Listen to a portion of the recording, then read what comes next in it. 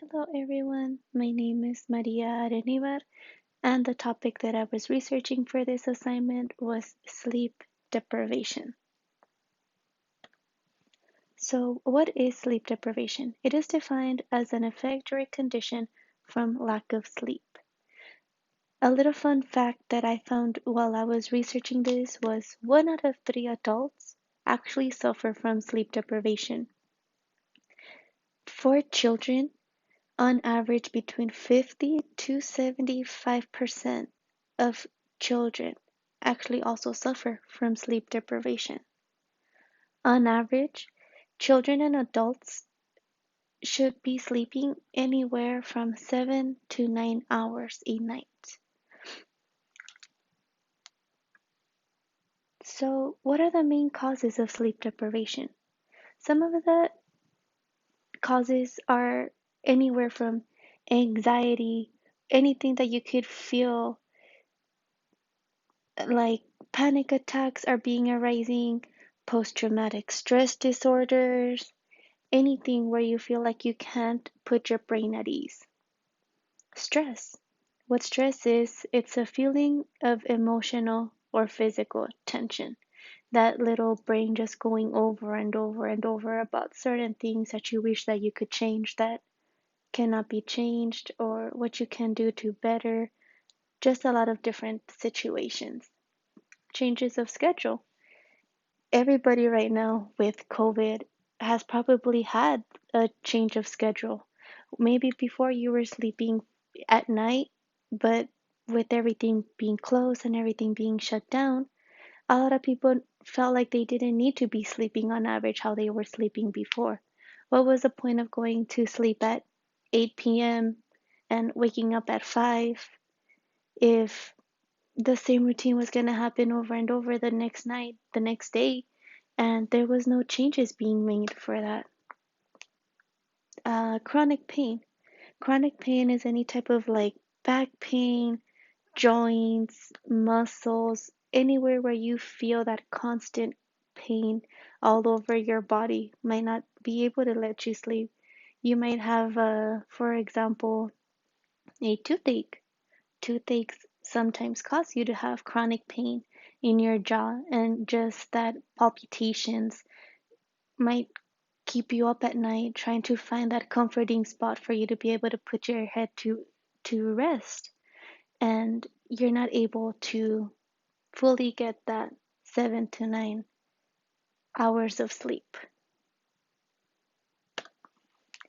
In this picture that I found online while I was doing my research, it explains some of the conditions and what happens when you have sleep deprivation. So on the top left, I have memory issues. A lot of people who deal with this condition sometimes forget very often what they were doing or what they should have done. A lot of a lot of women that might remember or go through this are, for example, newborn mothers. If they're only getting a sleep of 1 to 2 hours a night, that's why they're always not capable of remembering or getting that process through of what they should be doing or what should have been done.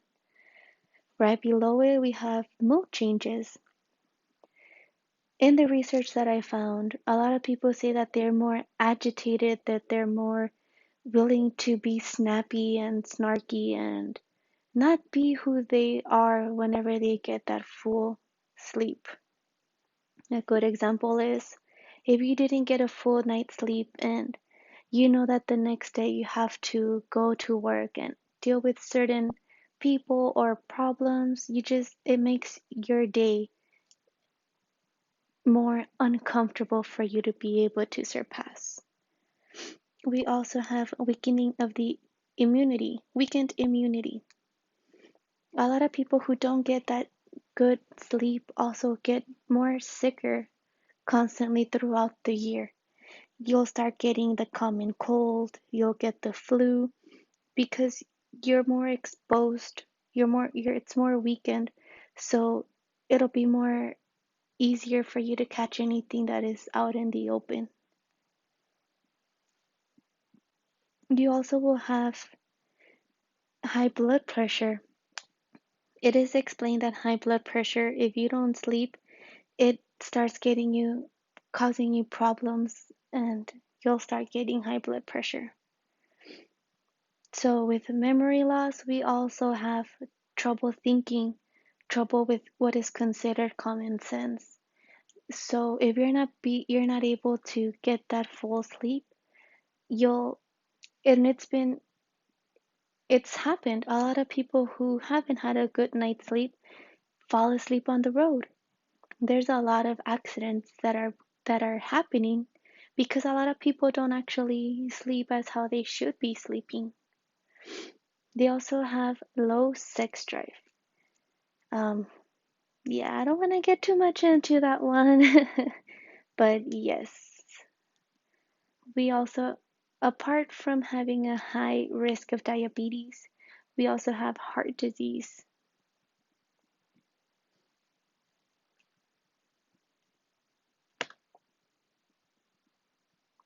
So, what are some remedies that I found that could help better your sleep? One of them is avoiding alcohol, nicotine, and caffeine before going to bed. But I personally think just cutting it out completely would better help not just your sleeping, but your everyday. Avoid using your phone before going to bed. On the research that I found, it is explained that if you're on your phone while you're sleeping or while you're in bed, that light is going to start keeping you up because you're used to having that light all day, every day. You have the sun, you're going outside. So that starts triggering your brain that it's still daytime and you should be doing something. You shouldn't be going to bed. Manage stress. Some of the things online that I found that help manage stress are making a plan. Like the last example that we have is making a sleep schedule.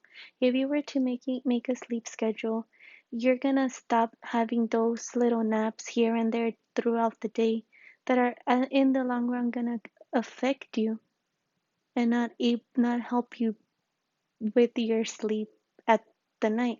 It's going to be a constant roulette going over and over again. You sleep 2 hours, you take a nap, you can't sleep at night, you wake up, and all over and over and over.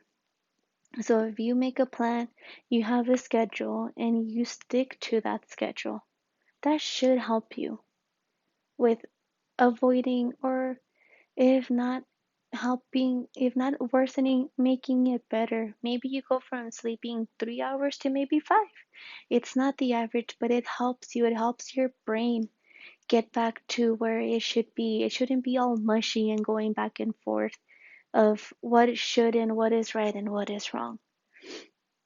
Another, one of the last examples is exercising constantly.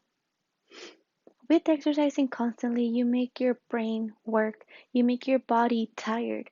So when it's actually nighttime, you don't have the energy to use your phone and stalk your ex at night and just start getting your stress, and all of them correlate all together. So if you exercise, if you make a sleep schedule, if you avoid that drunk call because you're using your phone before going to bed, all of this should help you get better with being sleep deprived.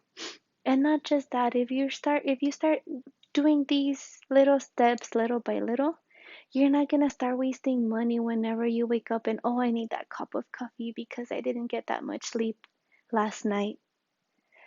Something that helped me when I was going through sleep deprivation was I saw this online, but I didn't want to put it in the PowerPoint because this is what just helped me.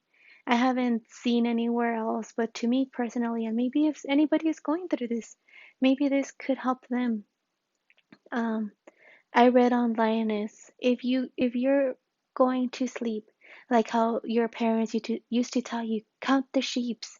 But with me, if you're trying to fall asleep and count backwards from 100 all the way to zero, you won't surpass 50. Your brain is gonna start getting tired and you yourself will fall asleep completely.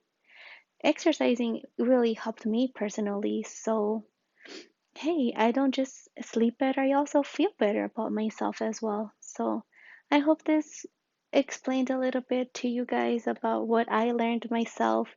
And let's not be like the little guy in the PowerPoint presentation in the back, just one more cup of coffee.